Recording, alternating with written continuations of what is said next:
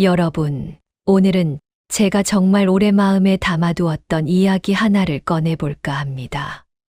아마 들으시다 보면 중간에 답답하실 수도 있어요. 이게 무슨 어른이야, 너무한 거 아니야, 이런 생각이 드실 수도 있고요. 그런데 끝까지 들으시면 장담컨대 가슴 한가운데가 뭉클해지실 겁니다. 때는 조선시대 어느 늦가을이었습니다. 한 젊은 며느리가 있었습니다. 시집 온 지 1년도 채 되지 않아 남편이 과거 시험을 보러 한양으로 떠나버렸고, 홀로 남겨진 시댁에서 시아버지와 단둘이 살고 있었습니다. 그 시아버지가 어떤 분이었냐 하면요. 욕심 많고 말이 많고 잔소리는 더 많고 하루에 한 번씩은 반드시 며느리를 구박하는 그런 분이셨습니다. 마을에서 최 씨 집 며느리는 팔자도 사납다는 소리가 돌 정도였으니까요.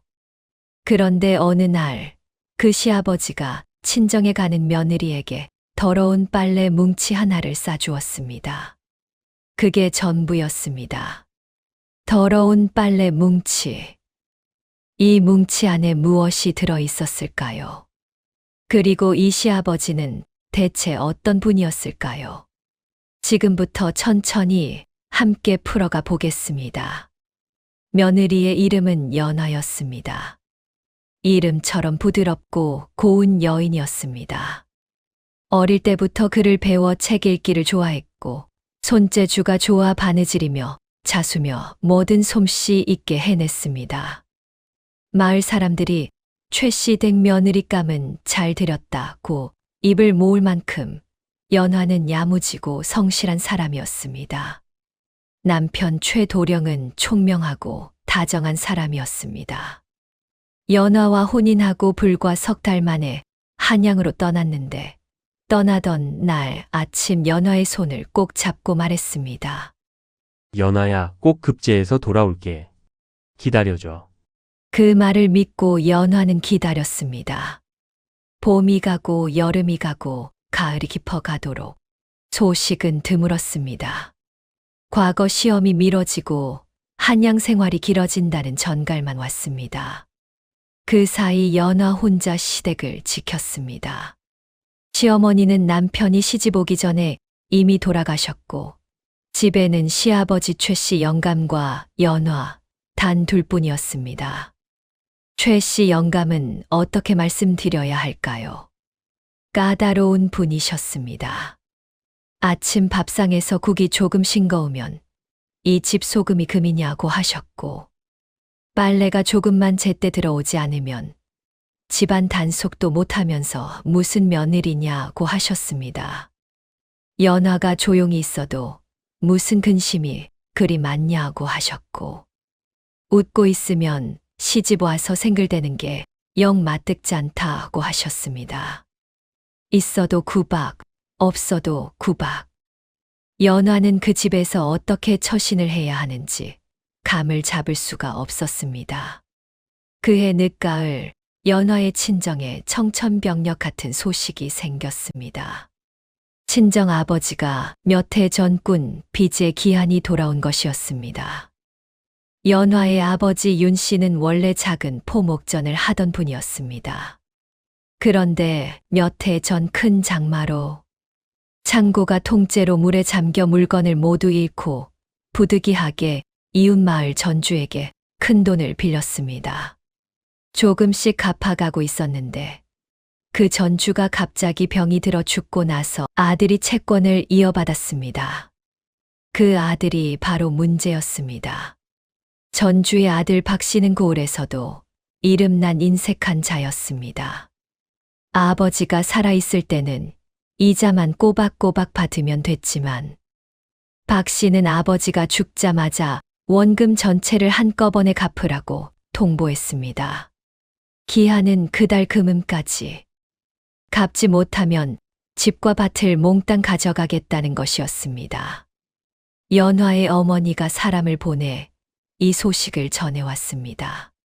편지에는 이렇게 쓰여 있었습니다. 연화야, 어미가 염치 없이 이런 소식을 전하는구나. 내가 시집을 잘 가서 이런 부탁은 절대 하지 않으려 했는데 금음까지 그 돈을 마련하지 못하면 우리 집이 없어진단다. 아버지는 밤마다 잠을 못 이루신다. 연화는 그 편지를 손에 쥔 채 한동안 방 안에 앉아 있었습니다. 눈물이 나오려다 꾹 참았습니다. 무엇보다 먼저 든 생각은 시아버지였습니다. 도움을 청해야 할까? 이 집에 여윳돈이 있다는 것은 연화도 알고 있었습니다. 최 씨 영감은 지독한 구두쇠였지만 그 덕분에 곳간이 비지 않았고 장 아래 항아리에 엽전이 꽤 있다는 것은 집안에 발들인 사람이라면 눈치챌 수 있었습니다. 그러나 감히 말을 꺼낼 수가 없었습니다. 그 입에서 나올 말이 벌써 귀에 들리는 것 같았으니까요. 남의 집 빚이 내 일이냐? 내 친정 단속은 내 진정이 해야지. 연화는 그날 밤 오래오래 기도했습니다. 다음 날 아침이었습니다. 연화는 밥상을 차리면서 마음을 굳혔습니다. 어차피 거절당할 것을 알면서도 한 번은 말씀드려야 할 것 같았습니다. 말이라도 꺼내보지 않으면 영원히 모를 것이니까요. 밥상을 들이고 영감이 수저를 드는 것을 기다렸다가 연화는 무릎을 꿇었습니다. 아버님, 드릴 말씀이 있습니다. 최 씨 영감은 국을 한 모금 마시다가 연화를 쳐다보셨습니다. 눈빛이 이미 날카로웠습니다. 뭐냐? 친정에서 연통이 왔는데요. 아버지가 빚을 지셨는데 기한이 금음이라고 합니다. 형편이 너무 어려워서. 돈 이야기냐? 연화는 고개를 약간 숙였습니다. 예, 최 씨 영감은 수저를 천천히 내려놓으셨습니다. 연화야. 예, 아버님. 밥상머리에서 돈 이야기는 두 번 다시 꺼내지 마라. 입맛 떨어진다. 그게 끝이었습니다. 연화는 물러나왔습니다. 부엌 한쪽에 쪼그려 앉아 작은 소리로 숨을 들이켰습니다. 예상은 했지만 막상 그 말을 들으니 가슴이 꽉 막히는 것 같았습니다. 역시 그런 분이시지. 그날 이후로 연화는 시아버지를 더욱 어렵게 여기게 되었습니다. 아니, 어렵다는 말보다 야속하다는 말이 더 맞겠습니다. 밤마다 친정어머니의 편지 글씨를 떠올렸습니다. 아버지는 밤마다 잠을 못 이루신다. 그 한 줄이 마음에서 지워지지 않았습니다. 연화도 잠을 이루기 힘들었습니다. 이불을 뒤집어 쓰고 이런저런 방법을 생각해 봤습니다. 제 손으로 뭔가를 팔 수 있을까? 그러나 연화에게 내세울 만한 물건이라곤 혼수로 가져온 비녀 하나가 전부였는데 그것으로는 턱없이 부족한 금액이었습니다. 그 무렵부터 연화는 최 씨 영감이 하시는 말씀 하나하나가 더 예리하게 가슴을 찔렀습니다. 하루는 아침에 된장을 좀 많이 푼 것 같다며 된장이 넘쳐나느냐고 하셨고 하루는 마당을 쓸다가 마른 낙엽 일부가 담 밖으로 나갔다고 아깝게 거름도 못 쓰겠다고 하셨습니다. 연화는 그때마다 눈을 내리깔고 죄송합니다 했지만 속으로는 점점 뭔가가 쌓여갔습니다. 이분은 왜 이러실까? 무엇이 그리 부족하셔서 이렇게 매일 잔소리를 하시는 걸까? 우리 친정은 집이 없어질 지경인데 이분의 항아리 안에는 엽전이 가득한데 그게 그리 아까우신 걸까? 그러나 연화는 그 마음을 입 밖으로 꺼낸 적이 없었습니다. 그럴 수 없었으니까요. 그런데 어느 날부터 연화는 이상한 것을 눈치채기 시작했습니다. 시아버지가 밤에 늦도록 방에서 무언가를 하고 계신다는 것이었습니다. 연화의 방과 시아버지의 방 사이에는 얇은 벽 하나가 있었습니다. 깊은 밤집이 조용해지면 그 벽 너머에서 종이 바스락거리는 소리가 들렸습니다. 붓 가는 소리 같기도 했고 무언가를 세는 소리 같기도 했습니다. 처음에는 그냥 지나쳤습니다. 그런데 며칠이 지나도 계속되었습니다. 하루는 새벽 2시가 넘도록 그 소리가 났습니다. 연화는 궁금하기도 했지만 여쭤볼 엄두가 나지 않았습니다. 무슨 일이냐고 물었다가 또 핀잔을 들을 것 같았으니까요. 또 하루는 이런 일이 있었습니다. 연화가 빨래를 거들어 마당에 나갔다가 시아버지가 광에서 나오시는 것을 보았습니다. 손에 낡은 보자기 하나를 들고 계셨는데 연화와 눈이 마주치자 표정이 잠깐 굳으셨습니다. 그리고는 아무 일도 없었던 것처럼 그 보자기를 뒤로 감추고 방으로 들어가 버리셨습니다. 연화는 그 등을 바라보았습니다. 무언가가 뭐라고 딱 잡아 말할 수는 없지만 마음 한편에 걸렸습니다. 그러나 이내 고개를 흔들었습니다. 내가 너무 오래 여기 있었나. 별것 아닌 것도 예사롭지 않게 보이는구나. 연화는 빨래를 걷어 안으로 들어왔습니다. 금음이 열흘 앞으로 다가왔습니다. 친정 어머니에게서 다시 전갈이 왔습니다. 박씨 쪽에서 사람을 보내 엄포를 놓고 갔다는 것이었습니다. 기한을 넘기면 집은 물론이고 밭까지 모두 가져가겠다고 식솔들은 어디서 어떻게 되든 알 바 아니라고. 연화의 어머니는 편지 끝에 이렇게 썼습니다.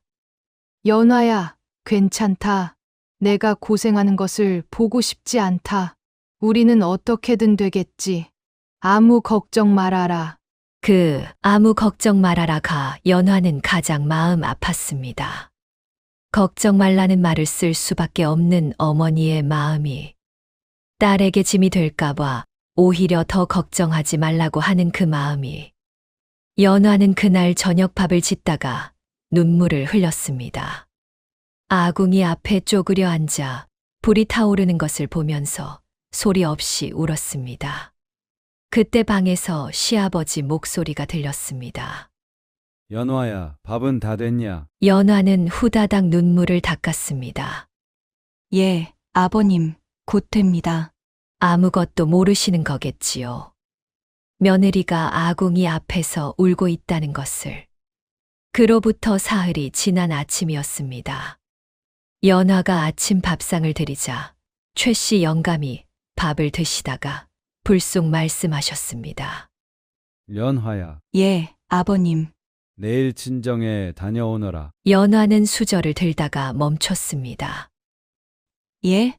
들렸냐? 못 들렸냐? 내일 친정에 다녀오라고? 연화는 얼떨떨했습니다. 갑자기 왜 친정에 가라고 하시는 걸까요? 게다가 친정 가는 것을 허락해 주신다는 것 자체가 예상 밖이었습니다. 지금까지 한 번도 친정에 다녀오겠다는 말을 꺼낸 적도 없었는데. 아버님, 갑자기 친정을요? 겨울 오기 전에 한번 가봐야 하지 않겠냐? 잔말 말고 내일 아침 일찍 출발하거라. 그리고는 더 이상 아무 말씀도 없으셨습니다. 연화는 얼떨떨한 채로 밥상을 물렸습니다. 기쁘기는 했습니다. 오래간만에 어머니를 볼 수 있다는 것, 아버지 얼굴을 볼 수 있다는 것. 그러나 그 기쁨 뒤에 먹먹한 것도 있었습니다. 며칠 후면 금음인데 빈손으로 간들 무슨 도움이 될 수 있을지. 그날 저녁 연화는 조용히 비녀를 꺼내 들었습니다. 이것이라도 팔자. 모자라더라도 조금이라도 보태드리자. 다음 날 이른 아침이었습니다. 연화가 짐을 꾸리고 나올 채비를 하고 있을 때 최 씨 영감이 마당으로 나오셨습니다. 손에는 헝겊으로 성기게 동여맨 보따리 하나가 들려 있었습니다. 보따리에서 냄새가 났습니다. 빨래 냄새였습니다. 정확하게는 아직 빨지 않은 더러운 빨래 냄새였습니다. 최 씨 영감이 그걸 연화 앞에 툭 내밀었습니다. 이거 들고 가거라. 연화는 그 보따리를 보며 눈을 깜박였습니다. 이게 뭡니까, 아버님? 보면 모르냐? 빨래다. 이번에 간 김에 친정 겨울에서 빨아오너라. 여기 겨울은 요즘 너무 차가워서. 연화는 아무 말도 하지 못했습니다. 친정에 가는 며느리에게 더러운 빨래 뭉치를 들려보내다니요. 어머니를 볼 수 있다는 기대에 부풀었던 마음이 한순간에 가라앉는 것 같았습니다. 그러나 연화는 아무 말도 하지 않았습니다. 고개를 숙이고 그 보따리를 받아들었습니다. 무거웠습니다. 빨래치고는 묘하게 무거웠습니다. 연화는 짐과 보따리를 들고 대문 밖으로 나섰습니다. 시아버지는 마당에 서서 연화의 뒷모습을 보고 계셨습니다. 연화는 돌아보지 않았습니다. 한 발, 한 발, 친정 쪽으로 걸음을 옮겼습니다. 마음속으로는 이런 생각이 들었습니다. 가는 며느리한테 더러운 빨래나 들려보내는 분이다. 이제는 정말 그 어떤 기대도 하지 말아야겠다. 1시간쯤 걸었을까요? 친정 마을이 눈에 들어왔습니다. 연화는 발걸음을 빨리 했습니다. 대문을 열고 들어서자 어머니가 마당에 계셨습니다. 어머니가 연화를 보더니 달려오셨습니다. 연화야, 어머니, 두 사람이 서로를 부둥켜 안았습니다. 어머니가 연화의 얼굴을 손으로 감쌌습니다. 많이 야위었구나. 고생 많지? 연화는 고개를 흔들었습니다. 괜찮아요. 어머니, 아버지는요? 어머니의 얼굴이 흐려졌습니다. 방에 계신다. 요즘 밥도 잘 안 드시고. 연화는 급히 방으로 들어갔습니다. 아버지가 앉아 계셨습니다. 전보다 훨씬 야위어 보이셨습니다. 눈 밑에 그늘이 져 있었고 안색이 좋지 않았습니다. 연화를 보자 억지로 웃어 보이셨지만 그 웃음이 더 가슴 아팠습니다. 연화야, 왔니? 예, 아버지. 연화는 아버지 손을 잡았습니다. 아버지의 손이 거칠고 얇아 있었습니다. 한동안 아무 말도 하지 못하고 그냥 손을 잡고 앉아 있었습니다. 저녁이 되었을 때였습니다. 어머니가 빨래를 하러 나가기 전에 연화가 가져온 보따리를 풀었습니다. 그런데 이상했습니다. 헝겊을 풀자 빨래가 나왔습니다. 시아버지의 저고리, 바지, 적삼. 그런데 그 빨래 사이사이에 다른 것들이 들어 있었습니다. 단단하게 묶인 천 뭉치 하나. 어머니가 그걸 집어들고 풀었습니다. 그리고 두 사람은 동시에 숨을 멈췄습니다. 엽전이었습니다. 꽤 많은 엽전이 두 묶음으로 나뉘어 단단히 쌓여 있었습니다. 연화는 손이 떨렸습니다. 이게 어떻게 된 거지? 어머니도 말을 잇지 못했습니다. 빨래를 더 풀어보니 더 나왔습니다. 또 다른 천 뭉치에는 문서 한 장이 들어 있었습니다. 반듯하게 접힌 종이었습니다. 연화는 그것을 펼쳤습니다. 문서에는 두 가지가 있었습니다. 하나는 편지였고 하나는 보증 문서였습니다. 보증 문서 먼저 보았습니다. 그것은 박 씨에게 빌린 빚원금 전액에 해당하는 금액이 적힌 문서였습니다. 최 씨의 이름과 수결이 찍혀 있었고 박 씨 쪽에 이 금액을 대신 지불한다는 내용이 정식으로 기재되어 있었습니다.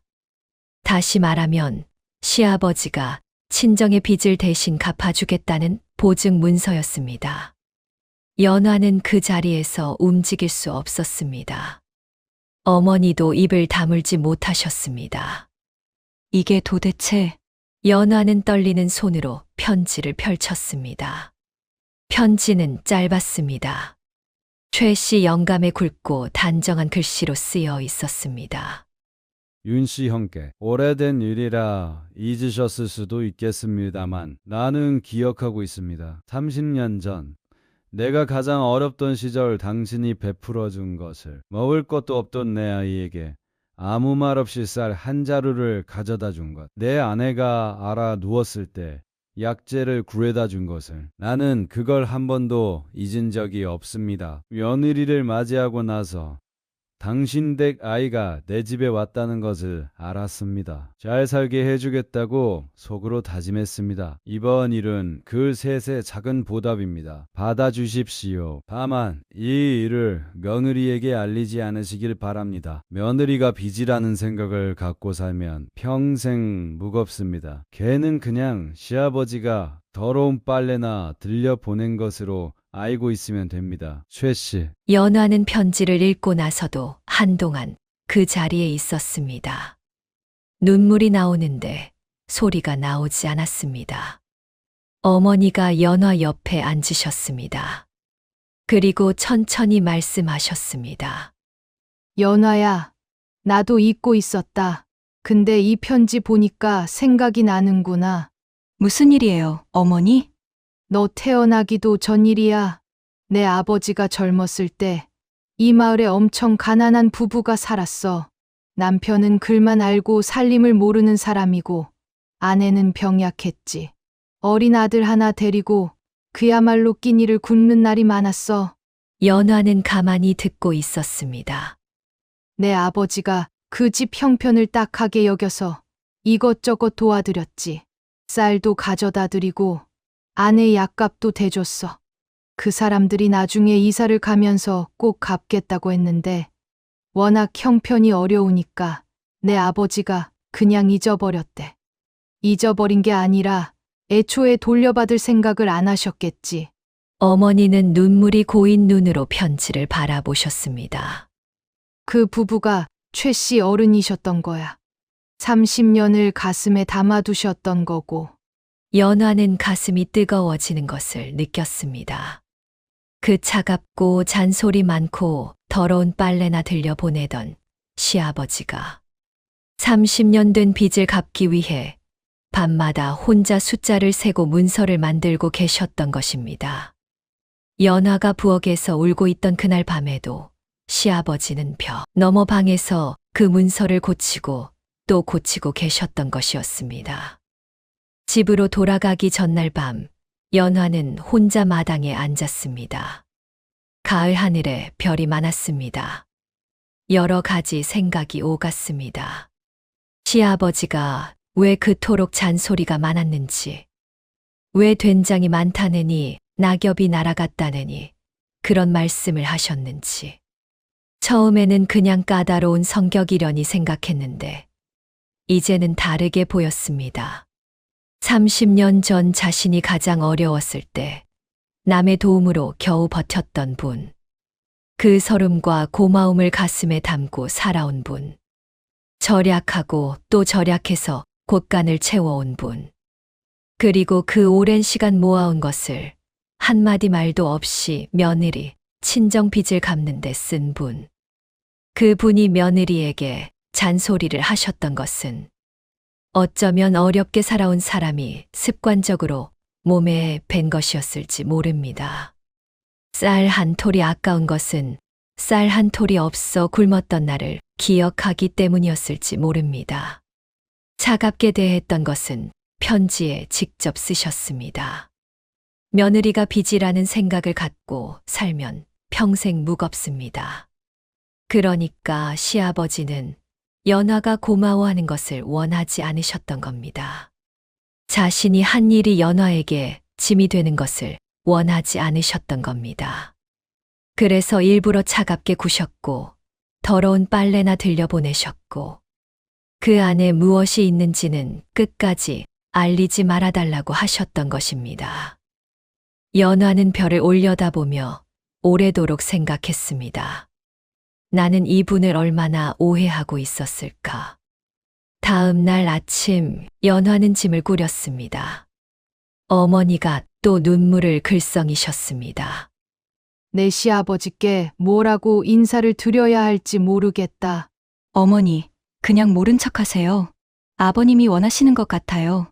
어머니는 고개를 끄덕이셨습니다. 아버지도 방에서 나오셨습니다. 한결 표정이 밝아지셨습니다.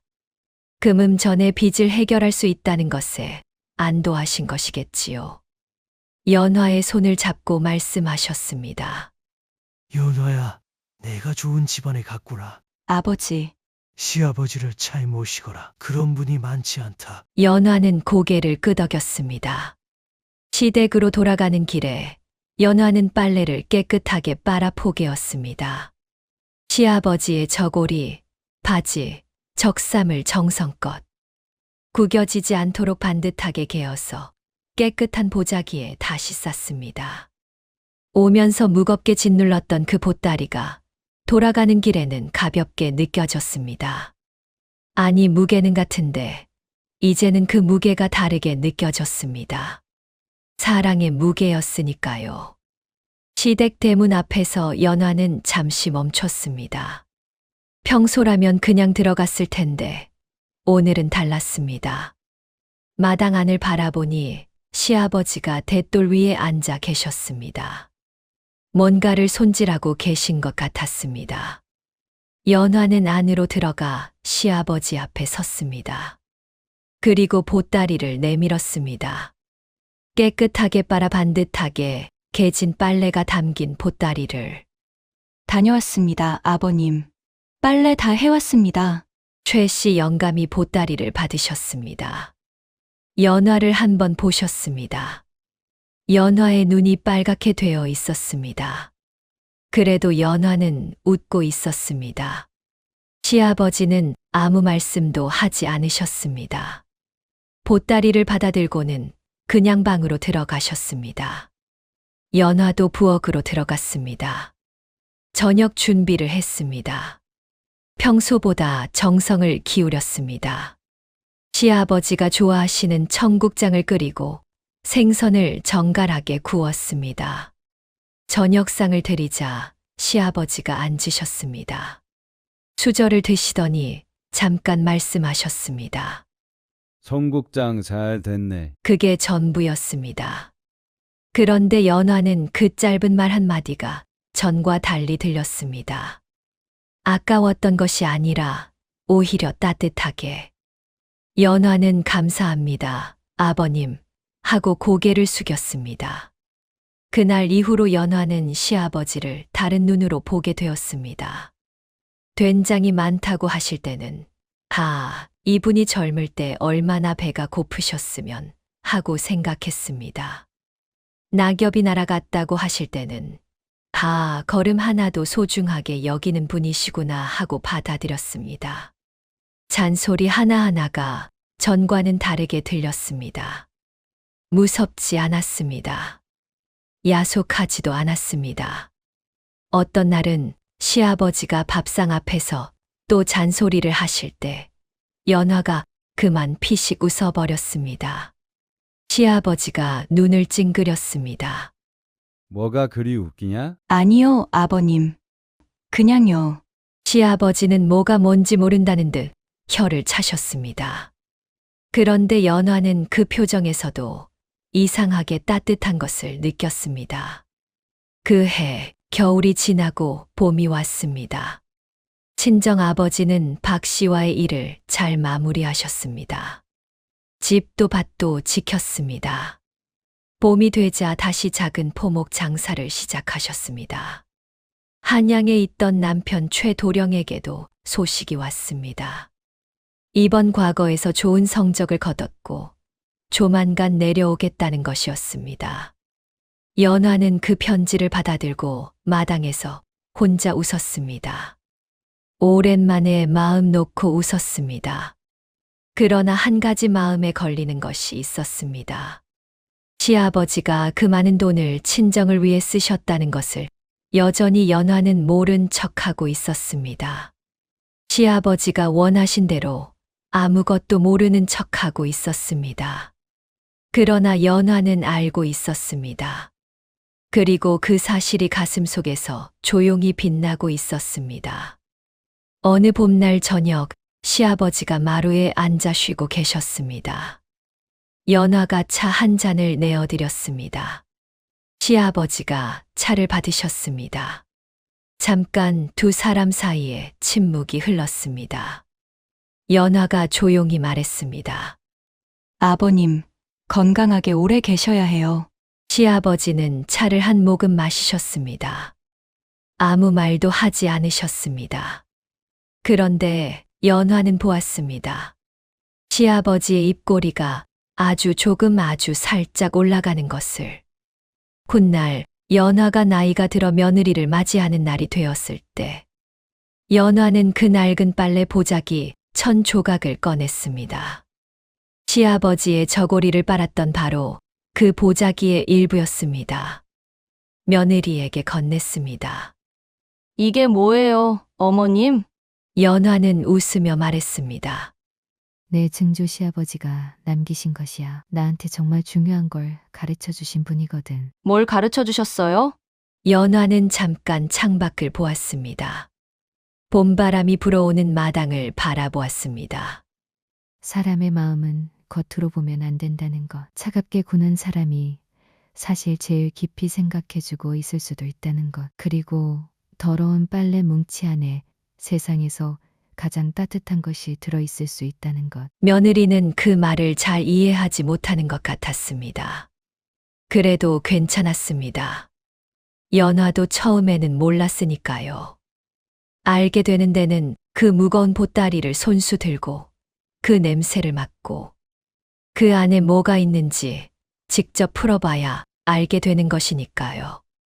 여러분, 오늘 이야기 어떠셨나요? 저는 이 이야기를 준비하면서 자꾸 한 장면이 머릿속에 그려졌습니다. 새벽 2시에 혼자 방 안에서 숫자를 세고 문서를 만들고 계셨을 최씨 영감의 모습이요. 아무도 보지 않는 밤에 아무것도 바라지 않으면서 30년 전의 쌀 한 자루에 보답하기 위해 혼자 그 일을 하고 계셨을 그 분의 모습이, 그러면서 낮에는 며느리한테 된장이 많다느니 낙엽이 날아갔다느니 잔소리를 하셨겠지요. 우리 주변에도 그런 분들이 계시지 않을까요?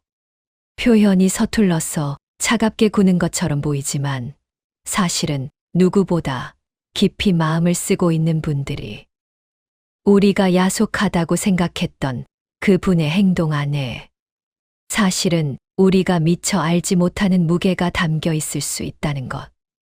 오늘 하루 가까운 분을 한번 다시 바라봐 주세요. 겉으로 보이는 것 말고 그 안에 무엇이 있을지.